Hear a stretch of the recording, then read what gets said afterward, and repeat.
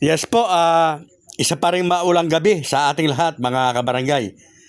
Marahil po ay napanood na po ninyo itong si Baste na hinamon po itong si General Torre ng suntukan. Mga kabarangay, matapang po si General Torre at ito po ay biglang kumasa. At syempre po, bago ang lahat, ang aking paanyaya sa mga hindi pa po nakapag-subscribe sa aking channel, kayo po ay aking malugod na inaanyayahan na mag-subscribe. Pakiclick po ang notification bell para palagi kayong updated sa aking mga bagong videos. Yan nga po mga kabarangay, kalat na kalat po itong clippings ng dalawa na nagsasanay na po. Nag-umpisaw po ito ng hamunin po ng suntukan nitong si Baste, si General Torre.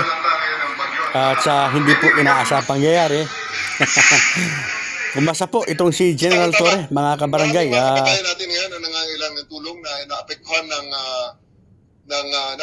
ng bagyo at baha. So maybe this is a very good time para sa isang charity boxing match. We can do it on Sunday sa Araneta. Actually, pwede. Seriously, it's okay. Maganda yung pang charity, at least makatulong kami ni Mayor Baste sa ating mga kababayan na salanta. We have the position pero masuntukan tayo. Ano kung makaya kita? Ganun lang.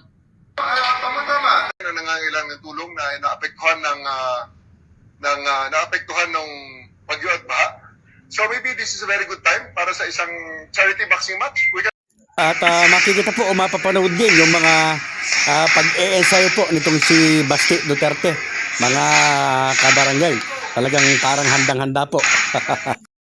At mapapanood din po yung mga video po ng pagsasanay ni General Torre. At makikita kahit na may edad na po si General, parang astig pa rin po talaga.